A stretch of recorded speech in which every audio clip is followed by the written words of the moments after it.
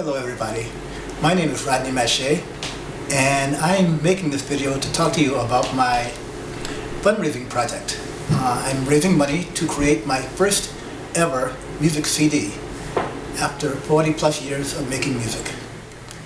Many of you know me and know my music, and I'm sure that some of you don't. So in this video I'd like to talk to you about three things. First, I'd like to tell you a little bit about me. Secondly, I'd like to tell you a little bit about the music that I'm asking you to support.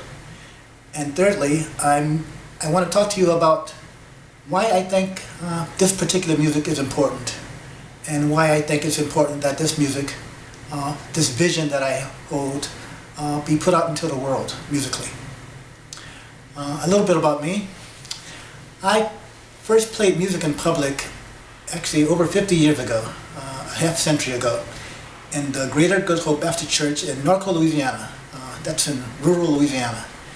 And I played guitar and sang backup with a gospel group called the Little Stars of Joy. That was my beginning. In my 20s, early 20s, I moved to Boston, and I wrote my first song at 21 years old.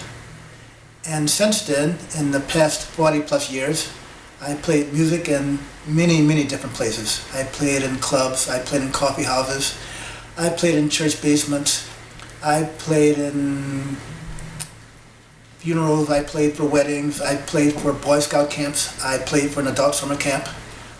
In the 80s, I spent some years playing with a group called On Wings of Song, and I had the great honor and privilege of singing John Lennon's Imagine in the halls of the Pentagon, which was quite an experience.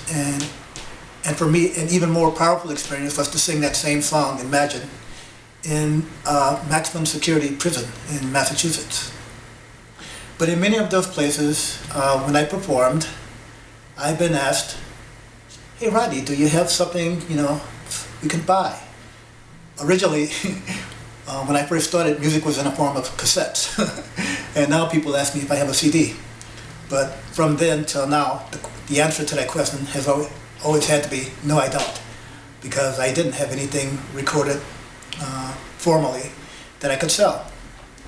And what I want to do right now is to ask you to support me in changing the answer to that question.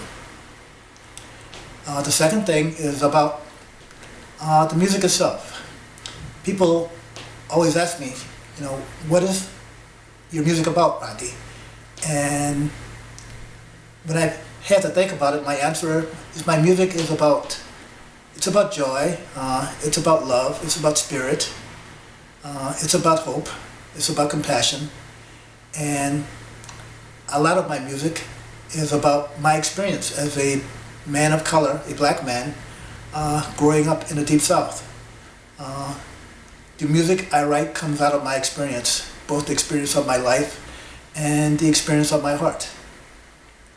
And I guess one way to describe my music is to just tell you some of the things that people have said to me after either hearing me perform or listening to my music, some of the home recordings that I have made available.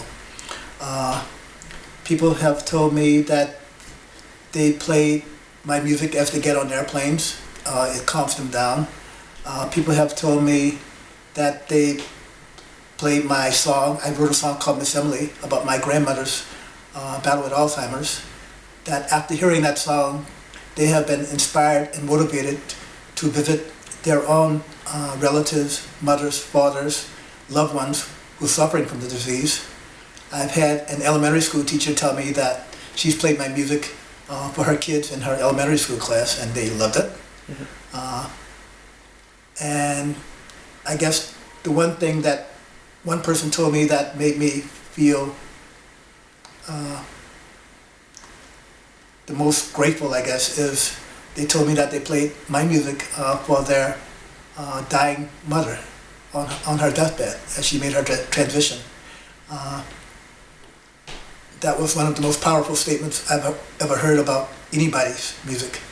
And it probably was at that moment that I realized that, the music is worth getting out into the world. So I guess this is where I simply make a direct appeal to you to contribute to the funding of this project as much as you can. There is no amount that is too small. There is no amount that is too large. I am providing some perks, as they say, ranging anything from